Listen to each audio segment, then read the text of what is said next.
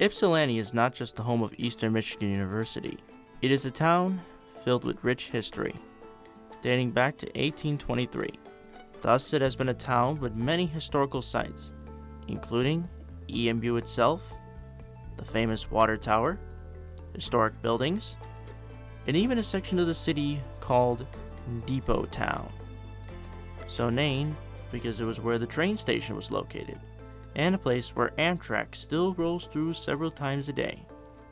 And in that small section of town lies a small museum, not known to many, but a fantastic stop for students who have interests in automobiles, the Ypsilanti Auto Heritage Museum. It may not be as big as most museums, but it is big in terms of history.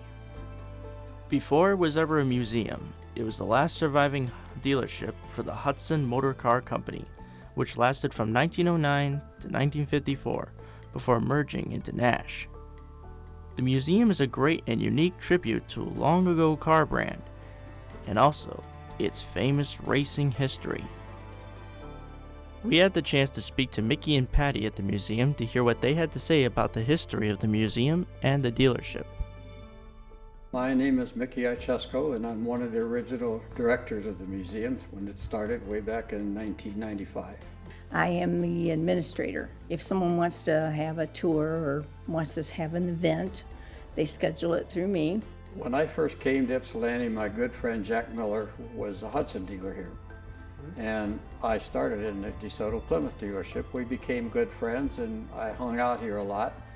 And then several years later, when Jack closed the dealership, two people decided to buy it and make a museum out of it. And so I just got to be one of the original people that helped put it together. Before it ever became a Hudson dealership, and let alone the museum that it is now, the building took on many different purposes throughout the years. The building that we're sitting in right now is over 125 years old. The original building was built way back in the mid-1800s, and it started out when Ypsilanti had its own electrical company. So once they sold that, it became a stamping plant where they made fenders and oil stoves with Michigan Crown fender. It was also a Willys Overland dealership and a Dodge dealership, and then it was the Hudson dealership. It became a Hudson dealership in the 1930s, and it stayed a Hudson dealership until 1958 till Hudson went out of business. It was one of the probably first dealerships in the area, and it was here at Depot Town. Depot Town at one time was the main stop between Detroit and Chicago. Just about everybody boarded the train here to go where they were going. The auto plants were here. Just about everything you wanted to do with a car was centered in this area. And Jack's dad and him had the dealership. And in '57, when Hudsons were no longer made, him and his dad traveled around to closing dealerships and purchased parts, because then they continued to service Hudson cars and sell parts.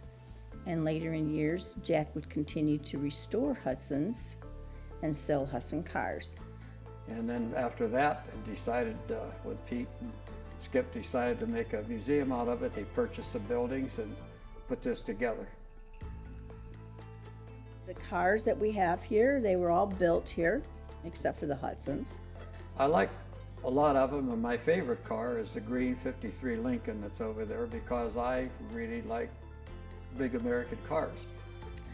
The Kaiser Darren, it's a fiberglass car. There was just a few made, and that was in competition with, they did it because of the Corvette. The museum holds many historical cars that date back to the early 1920s. But the most famous of the many cars in this museum is the fabulous Hudson Hornet, which is the last and only surviving Hudson Hornet race car in history. A NASCAR championship car, and is one of just 32 historic American cars that are part of the National Historic Vehicle Registry, which is part of the Library of Congress. That particular car did belong to Herb Thomas. Herb Thomas was one of the premier stock car drivers in the country back in the day when in the early 50s. That car won a lot of races, and the Hudson was fast because it had a low center of gravity, not so much a big engine. That particular one probably won 60 or 70 races. Many kids who grew up in the early 2000s will probably remember the fabulous Hudson Hornet as one of the stars in Pixar's 2006 hit movie, Cars.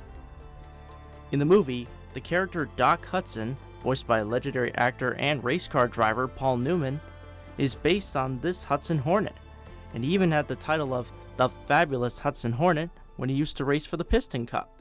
Pixar wanted the information about Doc Hudson. They contacted the museum, and at the time Jack Miller was the curator, and Jack gave them all the particulars that they wanted to know about a Hudson. So he talked to them about race cars and the people that drove them, and gave them a little history, and that's how they concocted Doc Hudson. The gentleman that created that, he did it because he liked the Hornet, and he modeled his character after the Hornet. Hudson at the time was one of the original stock car people that raced and won a lot of awards and trophies, and somehow they just felt that the Hudson was more popular than maybe an Oldsmobile or a Chevrolet, or it's hard to say why they picked a Hudson, but we're glad they did. Despite being only open from Thursday through Sunday, the museum has lots of visitors come by to view the cars and learn about its history.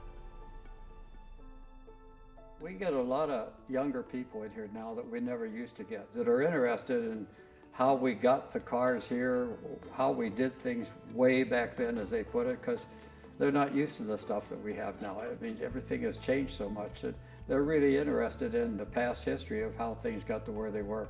We're small enough in size, and we're unique enough in size. You can get up close and personal with the vehicles, whereas if you go to, Henry Ford, I don't think you can touch the cars like you can here. I just like the whole idea of having a museum to show people cars and the car industry, how important it was for the city of Ypsilanti.